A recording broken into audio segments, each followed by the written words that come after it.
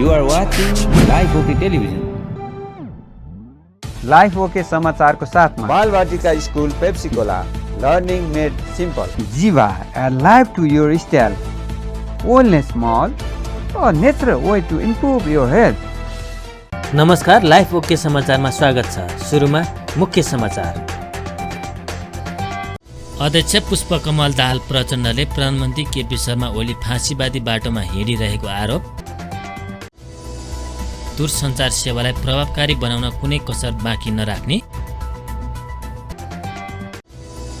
ऐनभित्र बसेर काम गर्न सहकारी अभियन्ताहरूलाई आग्रह।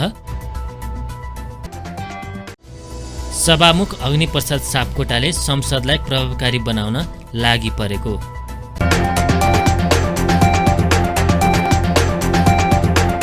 अब समाचार विस्तारमा। नेकपा माओवादी केन्द्रका अध्यक्ष पुष्पकमल दाहाल प्रचण्डले प्रधानमन्त्री केपी शर्मा ओली फाँसीवादी बाटोमा हिँडिरहेको आरोप लगाउनु भएको छ। प्रो मणिक लाल श्रेष्ठको श्रद्धाञ्जली कार्यक्रममा शुक्रबार बोल्दै अध्यक्ष प्रचण्डले प्रधानमन्त्री ओलीको बाटो फाँसीवादी बाटो भएको बताउनु भएको हो। उहाँले मूल्य मान्यताले बनाएका नियमहरूलाई उल्लङ्घन गर्दै समाजलाई निरङ्कुशतातर्फ प्रधानमन्त्री ओलीले धकेल्न खोजेको बताउनुभयो। उहाँले फाँसीवादी बाटोको उदाहरण संसद विघटन भएको तर्क गर्नुभयो। मूल्य मान्यता लोकतन्त्रका या आन्दोलनका उपलब्धिले स्थापित गरेका मुद्दाहरू या शहीदहरूले बगाएको रगत त्यो सबैको अपमान गर्ने र फेरि समाजलाई निरङ्कुश तन्त्रतिर लैजाने। अझ भन्ने हो भने समाज हामी जहाँ आइपुगेका छौँ यो अब जाने निरङ्कुश तन्त्र भनेको फाँसीवादतिर जाने हो। चरम फाँसीवादी निरङ्कुशता त्यतातिर जाने खतरा छ। यस्तो बेलामा हामी त्यसका विरुद्ध खबरदारी गरेका छौँ। तपाईँ हामीलाई थाहा छ, गएको पुस 5 गते संसद विघटन गर्ने कुनै अधिकार नै नभएको, संविधानमा व्यवस्था नै नभएको कुरा सरकारको तर्फबाट गरियो। हामी त्यसका विरुद्ध सडकमा गयौँ। सिङ्गै नेपाली समाज उद्वेलित भयो, आन्दोलित भयो, त्यसको विरोधमा गयो र अन्ततः संसद त पुनर्स्थापना भयो। तर फेरि त्यो प्रतिगमनकारी षड्यन्त्रको अन्त्य भएको छैन। अहिले तपाईँ हामीले सुन्ने गरेको शब्द एउटा छ, अलि बढी नै सुन्ने गरेका छौँ, सेटिङ। देशभित्रका बाहिरका विभिन्न संवैधानिक निकायका प्रमुखहरूको बिचमा सेटिङ हुने, नियमले काम नगर्ने, संविधानले काम नगर्ने, मूल्यले काम नगर्ने, मान्यताले काम नगर्ने, ऐनले काम नगर्ने, सेटिङले काम गर्ने। त्यो सेटिङ सबै नेपाल राष्ट्र र नेपाली जनताको अधिकारका विरुद्ध, पहिचानका विरुद्ध परिलक्षित हुने यो विडम्बनाको हामीले सामना गर्नुपर्ने बडो विचित्रको स्थितिमा हामी अहिले छौँ। यस्तो बेलामा माणिकलाल हामीबाट बिदा हुनुभयो भौतिक रूपले। हामी उहाँलाई स्मरण गर्दैछौँ, उहाँका गुणहरूबाट सिक्ने कुरा गरेका छौँ। हामीले उहाँका दिशानिर्देशहरू, उहाँको अभिभावकत्वलाई हामीले यी सबै गलत प्रवृत्तिका विरुद्ध सङ्घर्षको एउटा प्रेरक, एउटा ऊर्जाको रूपमा लिन जरुरी छ। साँच्चै हामी माणिकलाललाई सम्मानै भित्रै हृदयबाट गर्छौँ भने अहिले जुन निरङ्कुशतातिर जाने षड्यन्त्र भइराखेको छ, नेपाली जनताको पहिचान र अधिकारको लडाइँलाई उल्ट्याउने र फेरि प्रतिगमनतिर लाने षड्यन्त्र भएको छ, त्यसका विरुद्ध एक भएर जाने जरुरी पर्यो भने आन्दोलनमा फेरि एकचोटि हामीले त्यो तागत प्रदर्शन गर्ने सङ्कल्प गर्नु नै माणिकलालप्रति सच्चा श्रद्धाञ्जली हो। संवैधानिक निकाय र सबैतिर सेटिङले मात्रै चल्ने वातावरण बनाउन राम्रो सङ्केत नभएको उल्लेख गर्दै गलत प्रवृत्तिको अन्त गर्न एकजुट भएर आन्दोलनमा जान सक्नुपर्ने तर्क गर्नुभयो। अध्यक्ष प्रचण्ड अहिले भइरहेका क्रियाकलापको विरोध गर्न नसके मणिक लाल श्रेष्ठप्रति सच्चा श्रद्धाञ्जली हुन नसक्ने बताउनुभयो। लामो समय निरङ्कुशतालाई, मधेसी, महिला, आदिवासीलाई गरेको विभेद हटाउन आफूहरूले लामो युद्ध लडेको स्मरण गर्दै अध्यक्ष प्रचण्डले विभिन्न आन्दोलनले स्थापित मुद्दाहरू र शहीदको रगतलाई खेर जान नदिने जिकिर गर्नुभयो। उहाँले विकासको नाममा जनतामाथि दमन गर्न नपाइने बताउनुभयो। वाम बुद्धिजीवी तथा नेपाल भाषाका समालोचक मणिकलाल श्रेष्ठको मेडिसिटी अस्पतालमा गत मङ्गलबार 89 वर्षको उमेरमा मृत्यु भएको थियो। सञ्चार तथा सूचना प्रविधि मन्त्री प्रारब्ध गुरुङले दूरसञ्चार सेवालाई प्रभावकारी बनाउन कुनै कसर बाँकी नराख्ने बताउनु भएको छ।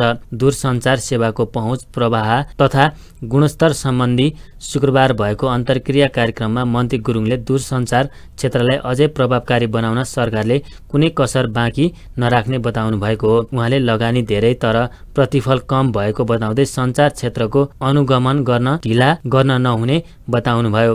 मन्त्री गुरुङले दूरसञ्चार क्षेत्रको विकास गर्न प्रदेश तथा आवश्यक परेको खण्डमा स्थानीय तहसँग पनि छलफल गर्दै डिजिटल नेपाल, स्मार्ट नेपाल र समृद्धि नेपाल बनाउने प्रतिबद्धता व्यक्त गर्नुभयो। अब हामी कसरी जाने भन्ने कुरो मलाई अन्तिममा मलाई के लाग्यो भने हामीले दिइरहेको सेवा हाम्रो पूर्वाधारको एकचोटि रिसर्वे गर्नुपर्ने भएको कुरो चाहिँ हाम्रो सेवाहरू कस्तो रह्यो, हामीले लगानी त गऱ्यौँ, लगानी बढ्दो लगानी अनि उपलब्धि कम, प्रतिफल चाहिँ कम, हाम्रो गुणस्तर चाहिँ कम भएको छ। यसको निम्ति एनटिएले एउटा र हाम्रो मात्र विशेषतः हामी संयुक्त रूपमा नि यसको निम्ति चाहिँ सेवा प्रदायक संस्थाहरूले गरिरहेको सेवा र हामी एनटिसीले गरेको सेवा र एनटिएले गरेको जुन किसिमको एउटा सेवा प्रदायकलाई दिएको कुरोहरूको एउटा हामीले अनुगमन गर्नुपर्ने, त्यो सेवालाई कसरी प्रभावकारी बनाउनु पर्ने कुरोको चाहिँ हामी छिटो एउटा त्यसको अनुगमन गर्नुपर्ने आजको यो धेरै छलफलबाट हाम्रो निष्कर्ष त्यो रहेको पनि मैले महसुस गरेको छु। र थप हामी यो कार्यक्रमलाई अब आज प्रदेश गण्डकी प्रदेश र लुम्बिनी प्रदेशका मानिसहरूको बिचमा आज बेलुका 4 बजे फेरि पनि राखेका छौँ र अब अन्तिममा हामीले चाहिँ प्रदेश 6 र 7 कर्णाली प्रदेश र सुदूरपश्चिम प्रदेशको हामी 24 गते 4 बजे यही स्थानमा राखेका छौँ र आवश्यक पर्यो भने हामी स्थानीय तहसम्म पनि हामीले यसको छलफल प्रक्रिया गरेर हामीले डिजिटल नेपाल, स्मार्ट नेपाल र समृद्ध नेपाल, सुखी नेपालको राष्ट्रिय दृष्टिकोणलाई पुरा गर्नको निम्ति संचार क्षेत्रबाट जे हामीले डिजिटल नेपालको फाउन्डेसन बनाउनु पर्ने हो, पूर्वाधार बनाउनु पर्ने हो, त्यो बनाउनेछौँ। यसको निम्ति पनि हामीले मान्यज्यूहरूको र जुन मान्यज्यूहरूले उपभोक्तासँग खोइ भन्ने कुरो ल्याए, मान्यज्यूहरू नै उपभोक्ताको त्यत्रो एउटा मत ल्याएर विजय गरेको मान्यज्यूहरूले तपाईँले प्रतिनिधित्व गर्नुभएको नै तपाईँहरूको हामी उपभोक्तासम्म जानको नसकेर मान्यज्यूहरूसँग। कार्यक्रममा सांसद शेरबहादुर तामाङले आइटी क्षेत्रलाई प्रभावकारी बनाउन पहल गर्नुपर्ने बताउनुभयो। उहाँले सार्वजनिक खरिद ऐनले खुट्टा बाँधेको बताउँदै केही खुकुलो बनाउनतर्फ ध्यान दिनुपर्ने बताउनुभयो। सांसद तामाङले नेपाल टेलिकमको सौन्दर्य टेलिकमले नै बिगार्ने काम गरेको वायरलेस प्रविधिमा जान सुझाउनुभयो। प्रविधि त यति छिटो अपग्रेड हुन्छ नि, हामी 2G को टेन्डर गर्दै थियौँ होला, 3G आइसक्यो हुन्छ। 3G को टेन्डर गर्दै हुन्छ, अहिले त 4G को तपाईँहरू टेन्डर गर्दै होला, सायद 4G को के लिएर आउने भनेर 4G सेवाको 5G आइसक्यो। त्यतातिर जाने भइसक्यो। 4G र 5G को चाहिँ अब कम्बिनेसन मिल्ने खालका चाहिँ कतिपय चिजहरू आइसकेको छ। यो पनि अलिअलि बुझेकै विषय हो। त्यसो भने हामी अलिक पछाडि पऱ्यौँ है, पछाडि पऱ्यौँ। यसको व्यवसाय गरेर गत आर्थिक वर्षमा अब कति 9 अरब चान्चुन नाफा भएको भन्ने देखाएको जस्तो लाग्छ। त्योभन्दा अघिल्लो आर्थिक वर्ष 13 अरब चान्चुनको हिसाब देखिएको जस्तो लाग्छ। अब अझ 7 अरब जस्तो लाग्छ, 7 अरब अघिल्लो वर्ष। अनि अलिक घटेकै देखियो, 1 वर्षको बिचमा नाफा घटेकै देखियो। के कारणले घट्यो? झन् चाहिँ सेवा विस्तार भएपछि झन् बढ्नुपर्ने नाफा जस्तो लाग्छ, त्यसैले नाफा घट्दै गइरहेको छ। यो दूरसञ्चारको यदि राम्रो म्यानेजमेन्ट गर्ने यो 8-10 अर्बको आम्दानीको हिसाब गरेर बस्ने होइन के, यो 50औं अर्ब आम्दानी हुन्छ। प्लानिङ गर्नुहोस्। धेरै अब विज्ञ साथीहरू हुनुहुन्छ अब कर्मचारी क्षेत्रमा होइन, यो प्राधिकरण दूरसञ्चार टेलिकममा।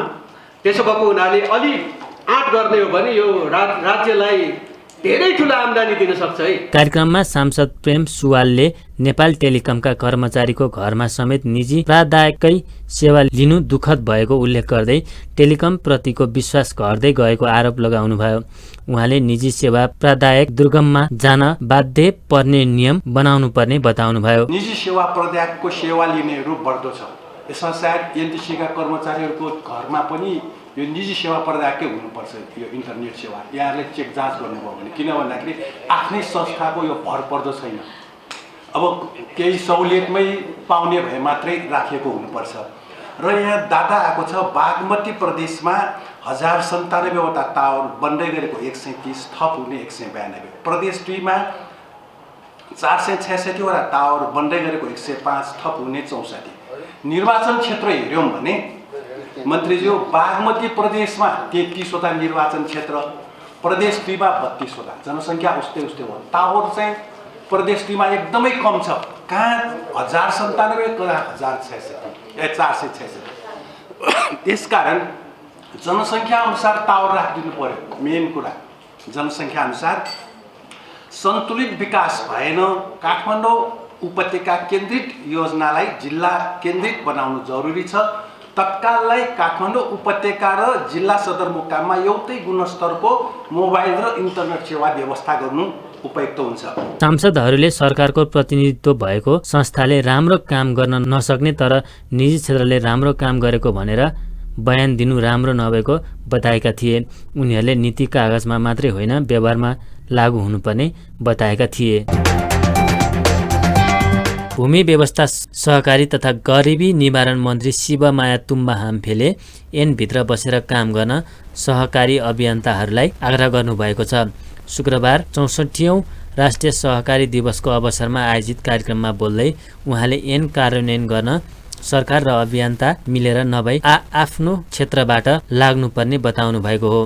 मन्त्री तुम्बा हाम्फेले ऐन नियम कार्यविधि र नियमावली अनुसार चल्दा मात्रै सफलता हासिल गर्न सकिने बताउँदै एक अर्कालाई सहयोग गर्नुपर्ने बताउनुभयो। जबसम्म म कहाँ छु भन्ने कुरो खोज्दैन तबसम्म त्यो तथ्याङ्क सङ्कलन गरिँदा इन्ट्री हुने त्यो पोइन्ट कहाँ छ भन्ने कुरो खोज्नु जरुरी पर्छ नि।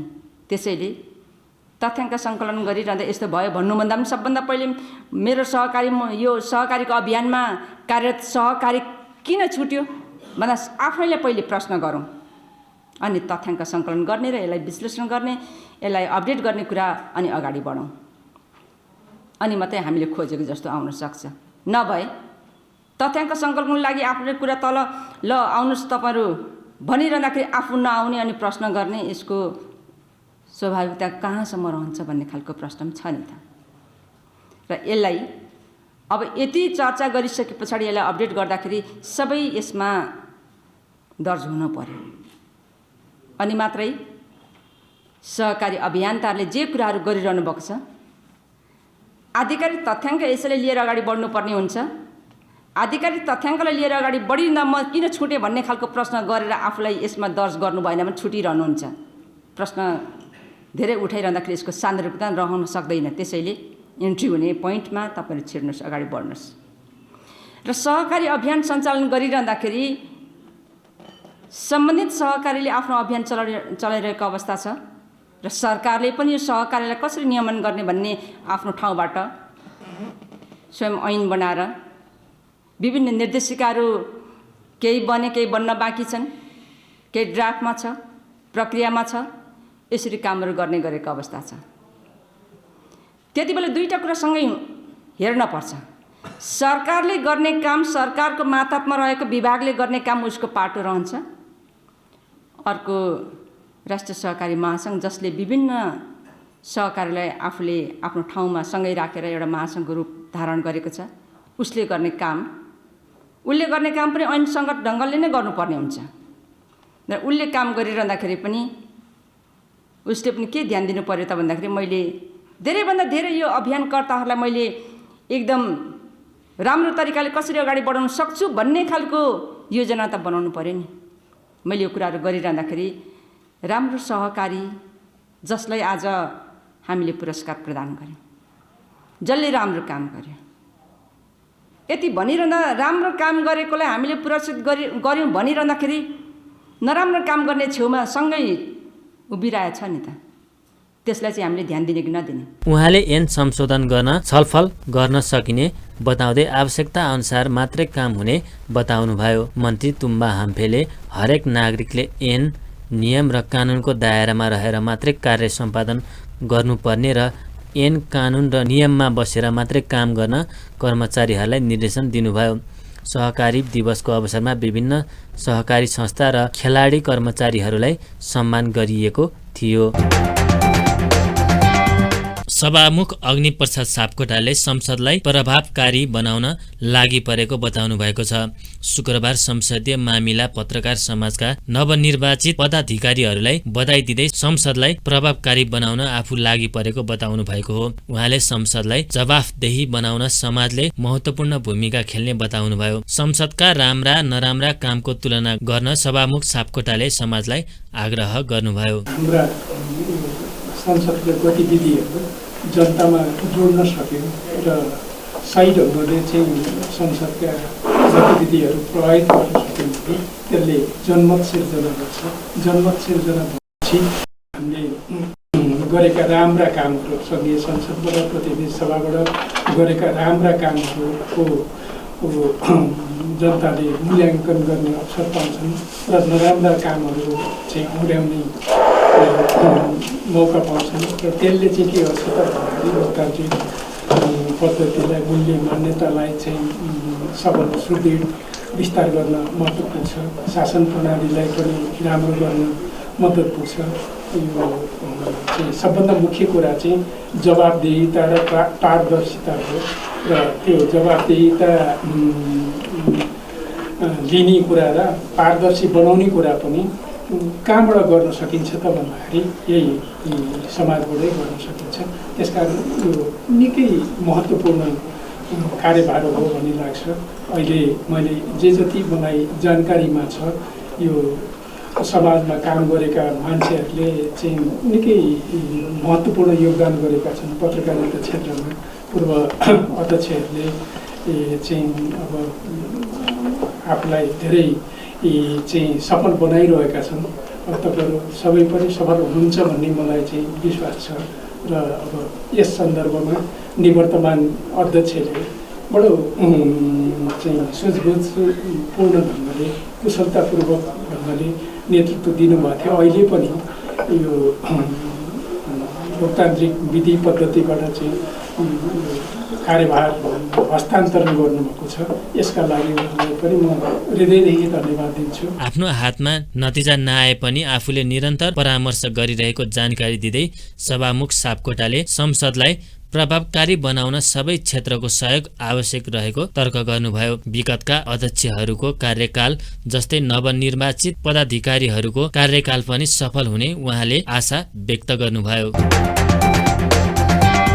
सञ्चार सूचना तथा प्रविधि मन्त्री पार्वत गुरुङले नेकपा एमालेको दुवै हातमा लड्डु भएको बताउनु भएको छ। रेडियो नेपालको 71औं वार्षिक उत्सवको अवसरमा आयोजित कार्यक्रमलाई सम्बोधन गर्दै मन्त्री गुरुङले नेकपा एमालेको सरकारलाई विस्थापित गरे पनि 20 महिनापछि सिंहदरबारमा बहुमतका साथ फर्किने बताउनु भएको हो। उहाँले प्रधानमन्त्री केपी ओलीले भने झैं कसैले पनि नेकपा एमालेलाई तहस नहस पार्न नसक्ने जिकिर गर्नुभयो। नेकपा एमालेलाई दुईटा हातमा लड्डु छ भन्ने मैले प्रेस मिटमा भनेको थिएँ। सरकारमा गर्दाखेरि पनि यो समृद्ध नेपालको आधारपत्रलाई आधारशिलालाई सुरुवात गर्न यो सरकार सक्षम हुनेछ।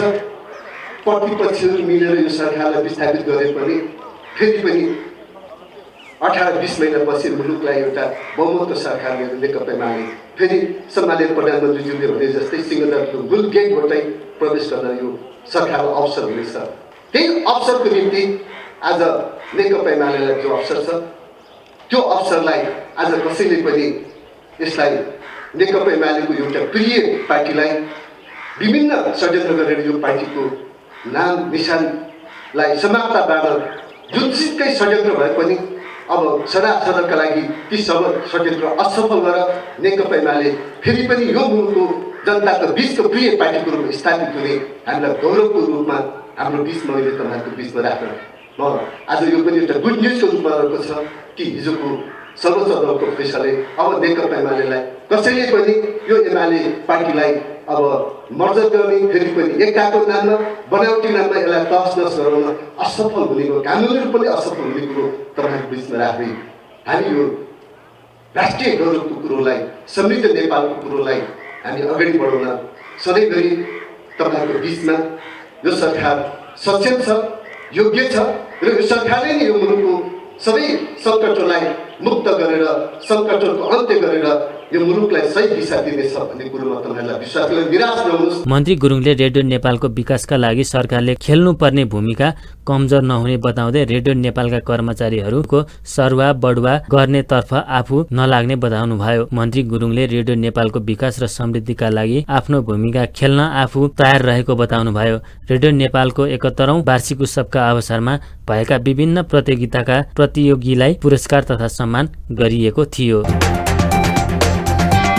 युवा विद्यार्थीहरूले डडेलो र वायु प्रदूषण बारे सरकार मौन बसेको भन्दै सिंहदरबार अगाडि प्रदर्शन गरेका छन्। वातावरणमा परेको प्रभाव र डडेलोले प्रदूषण बढेपछि सरकार मौन बसेको भन्दै युवा विद्यार्थीहरूले शुक्रबार प्रदर्शन गरेका हुन्। उनीहरूले काठमाडौँ विश्वकै प्रदूषित शहरमध्ये 1 नम्बरमा पर्नु दुःखद भएको भन्दै वातावरण मन्त्रालयले सुधारका दीर्घकालीन योजना नल्याएको आरोप लगाएका थिए। हातमा बिरुवा र वातावरण संरक्षण सन्देश लेखिएका ब्यानर बोकेर सिंहदरबार पुगेका युवा विद्यार्थीहरूमध्ये केहीलाई प्रहरीले पक्राउ गरेको थियो।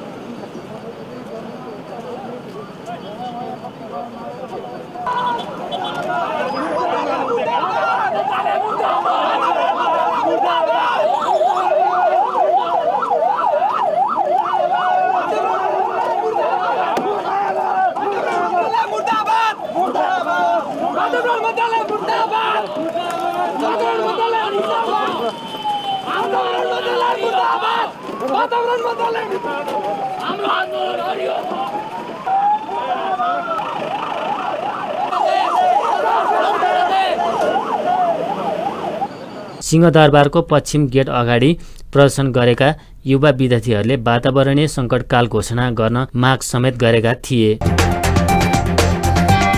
राष्ट्रिय सभा अन्तर्गत दिगो विकास तथा सुशासन समितिले झुटा वा भ्रामक प्रचार प्रसार र विज्ञापन गर्न नहुने बताएको छ। समितिको शुक्रबार बसेको बैठकले औषधिको प्रयोग गरे बापत झुटा प्रचार तथा विज्ञापन गर्न नहुने बताएको हो। बैठकमा भन्सार विभागका महानिर्देशक शिशिर घिमिरेले भन्सारमा क्वारेन्टाइन नभएकाले समस्या भएको बताउनुभयो। उहाँले भन्सारमा क्वारेन्टाइन पास नभएका वस्तुले उपभोक्ताको स्वास्थ्यमा खतरा उत्पन्न गर्ने बताउनुभयो। घिमिरेले 90% वस्तुको मूल्य व्यवसायीहरूले घोषणा गरेको मूल्य अनुसार मात्रै जाँच पास हुने गरेको र 10%मा मात्रै विवाद हुने गरेको जानकारी दिनुभयो। खास गरिकन कुनै वस्तुहरूमा मूल्यको विवाद भयो व्यवसायी र सरकारका बीचमा अथवा व्यवसायी र भन्सारका बीचमा भनौँ, सरकार भन्नाले राजस्व उठाउने भएकोले त्यो बेलामा त्यस्ता विवादहरूलाई चाहिँ हेर्ने निराकरण गर्ने विभिन्न स्रोतहरूबाट वस्तुको मूल्य चाहिँ यो हुन सक्छ भनेर चाहिँ एउटा व्यवसायीलाई चाहिँ मूल्याङ्कनको एउटा केही सन्दर्भ रेफरेन्स जस्तो दिने विषयहरू पनि पर्छन् र कतिपय मूल्याङ्कनका इस्युहरूलाई सेटल गर्ने काम पनि गर्छ। र खास गरिकन नेपालमा पैठारी हुने वस्तुहरूको मूल्य धेरैजसो वस्तुहरूको मूल्यकै आधारमा कर लगाइन्छ। यति प्रतिशत 20%, 10%, 5%। खाद्य वस्तु औषधिहरू पनि यसै अन्तर्गत पर्छन्। अब औषधि व्यवस्था विभागको सिफारिस भएपछि सिफारिस पाएका पैठारीकर्ताहरूले मात्रै औषधि ल्याउन पाउँछन्, पैठारी गर्न पाउँछन् भने खाद्य वस्तुहरूको पैठारी पनि खाद्य तथा गुण नियन्त्रण विभागबाट अग्रिम अनुमति पाएको हुनुपर्छ कतिपय वस्तुहरूको हकमा र त्यस्ता वस्तुहरू मात्रै व्यवसायीहरूले पैठारी गर्न पाउनुहुन्छ। तर भन्सार कार्यालयमा बाल वस्तु आइसकेपछि त्यो खाद्य वस्तुहरूमा त्यो वस्तुहरूको गुणस्तर अनुसारको वस्तु हो कि होइन भन्ने कुरा चाहिँ हामी भन्सार परिसरमै अथवा त्यहाँ नजिकै अब कतिपय पुरै अब आइसिपीहरू जुन बनेका छन् अहिले वीरगञ्ज विराटनगरमा त्यहाँ भन्सार परिसरभित्रै चाहिँ परीक्षण गर्ने क्वारेन्टाइनहरू छन्। खाद्यको खाद्य क्वारेन्टाइन छ, त्यस्तै पशुको पशु क्वारेन्टाइनहरू छन्। तर अब कतिपय भन्सार कार्यालयमा त्यस्तो क्वारेन्टाइन नभएकोले केही टाढासम्म जानुपर्ने अवस्था पनि छ र त्यो क्वारेन्टाइनबाट परीक्षण गरेर त्यो चाहिँ खान योग्य छ भनेर क्वारेन्टाइनको सिफारिस भएपछि मात्रै त्यो मालवस्तु भन्सारबाट व्यवसायीले जाँचपास गरेर लान पाउनुहुन्छ, नियमअनुसारको कर तिरेर लानुहुन्छ। र गुणस्तरको सम्बन्धमा चाहिँ खाद्यले यो गुणस्तरहीन छ भन्यो भने हामी चाहिँ त्यसलाई चाहिँ अब विभिन्न भन्सार ऐनका प्रक्रिया पुरा गरेर त्यसलाई नष्ट गर्ने चाहिँ त्यसलाई त्यसको डिस्पोज गर्नेतिर चाहिँ हामी जान्छौँ। बैठकमा औषधि व्यवस्था विभागका महानिर्देशक भरत भट्टराईले बजारमा औषधिको मूल्य निर्धारण नेपाल सरकारले गरेको जानकारी दिँदै औषधि ऐनको संशोधन गर्न नीति नियम र कार्यक्रम तर्जुमा गर्नुपर्ने बताउनुभयो। जिम्मेवारी गहन छ भनेको बजेटको सिलिङ एकदम कन्स्ट्यान्ट छ, गत सालको बजेटभन्दा नबढ्नु भनेर चाहिँ हामीलाई प्राप्त भएको अवस्था छ। त्यसो हुँदाखेरि हामीले भोलिको दिनमा औषधि सुशासन भोल्युम एकदम धेरै भएको अवस्थामा औषधि सुशासन कायम गर्नलाई हामीलाई थोरै समस्या हामीले देखेको अवस्था छ। त्यस्तै प्रकारले बजेटको डिस्ट्रिब्युसनमा पनि हामीसँग स्वास्थ्य मन्त्रालयमा 3टा विभाग छन्, एउटा औषधि व्यवस्था विभाग, स्वास्थ्य सेवा विभाग, एउटा आयुर्वेद विभाग। उहाँहरूको सर्भिस ओरिएन्टेड भएको हुनाले उहाँहरूको बजेट अलिकति बढी हुनु त स्वाभाविकै हो, तर बजेट डिस्ट्रिब्युसनमा पनि समन्वयता अथवा चाहिँ हजुरले एउटा समानुपातिक बजेटको डिस्ट्रिब्युसन नभएको हो कि जिम्मेवारी हाम्रो चाहिँ एकदमै गहन रहेको छ। एकदमै गहन जिम्मेवारीमा साह्रै सीमित जनशक्तिबाट जसरी भए पनि गर मात्रै भनेको अवस्था हो। त्यस कारण त्यस पाटोमा चाहिँ हजुरहरूले एउटा निर्देशन बक्स भयो भने राम्रो हुन्थ्यो भन्ने मेरो आफ्नो धारणा रह्यो। त्यस्तै प्रकारले हजुरको चाहिँ यहाँभन्दा अगाडि पनि 328 जना भनेर हामीले प्रस्ताव गरेका थियौँ। त्यो संहिताको सन्दर्भ भएर त्यो फाइलहरू त्यतिकै पेन्डिङमा रह्यो, सामान्य प्रशासनमा पुगिकन पनि। अहिले नयाँ एफडिए कन्सेप्टमा पनि हजुरको चाहिँ अबको संरचना कस्तो छ भनेर चाहिँ गर्ने कुरा थियो। फेरि एउटा कुरा के थियो हजुरको भने 2074 सालमा औषधि नीति यो स्वास्थ्य नीति आउँदाखेरि हरेक जिल्लामा ड्रग इन्सपेक्टर राख्ने भन्ने कुरा थियो। त्यसपछि 76मा आएर त्यो कुरालाई डिजल्भ भयो, त्यो कुरा फेरि कन्टिन्यू भएर आइदिएन अनि त्यो एक्जिक्युट हुन सकेन। यी समस्याहरू मैले अनुरोध गरेँ र यसको हाम्रो औषधि व्यवस्थाको इफेक्टिभनेस र इफिसियन्सीलाई बढाउनको लागि हामीले खालि क्वालिटीमा फोकस गऱ्यौँ। हाम्रो सबै फोकस चाहिँ क्वालिटीमा रह्यो। यो औषधि व्यवस्था विभागै जिम्मेवार हो, अरू जिम्मेवार छैन निकाय राज्यमा। तर क्वालिटीमा फोकस हुँदा पनि हामीले रिफर्मका कुराहरू कहीँ पनि गरेनौँ। यसलाई चाहिने आवश्यक चिजहरू रिफर्म केमा चाहिँ केमा चाहियो त, अनि त्यसले गर्दाखेरि भोलिको दिनमा इक्विटी कायम हुनलाई नो वान लेफ्ट बिहाइन्ड भन्ने हाम्रो कन्सेप्ट छ। त्यो गर्नको लागि एचिभ गर्नको लागि सस्टेनेबल डेभलपमेन्ट गोल एचिभ गर्नको लागि औषधि व्यवस्था विभाग पनि एकदमै मेजर चाहिँ डिपार्टमेन्ट हो। उसलाई चाहिँ साधन स्रोत रिसोर्सेसहरू सम्पन्न गराउनुपर्छ भन्नेतिर चाहिँ अलिकति ध्यान कम भएको हुँदा त्यतातिर बढी ध्यान पुर्याउनलाई चाहिँ हजुरबाट निर्देशन भइदिएदेखि राम्रो हुन्थ्यो। उहाँले संवैधानिक व्यवस्था अनुसार आफूहरूले निरन्तर विभिन्न कार्यक्रमहरू गरेको बताउँदै 25,000 भन्दा बढी औषधि पसलहरू रहेको जानकारी दिनुभयो। भट्टराईले बजेट तर्जुमा गर्दा समान रूपमा गर्नु सुझाउनुभयो। सुन र चाँदी दुवैको भाउ बढेको छ। यस दिन सुनको भाउ तोलामा 900 रुपियाँले बढेको छ भने चाँदीको भाउ तोलामा 30 रुपियाँले बढेको हो। नेपाल सुनचाँदी व्यवसाय महासंघको अनुसार छापालो सुन प्रति तोला 87,400 रुपियाँ र तेजापी सुन प्रति तोला 86,950 रुपियाँमा कारोबार भइरहेको छ। यस दिन चाँदीको भाउ पनि बढेर 1,240 रुपियाँ पुगेको छ। अन्त्यमा प्रमुख समाचार फेरि एकपटक। अध्यक्ष पुष्पकमल दाहाल प्रचण्डले प्रधानमन्त्री केपी शर्मा ओली फाँसीवादी बाटोमा हिँडिरहेको आरोप। दूरसञ्चार सेवालाई प्रभावकारी बनाउन कुनै कसर बाँकी नराख्ने। ऐनभित्र बसेर काम गर्न सहकारी अभियन्ताहरूलाई आग्रह। सभामुख अग्निप्रसाद सापकोटाले संसदलाई प्रभावकारी बनाउन लागि परेको। हस्त अहिलेका लागि लाइफ ओके समाचार यति नै। हेर्दै गर्नुहोला लाइफ ओके टेलिभिजन। नमस्कार।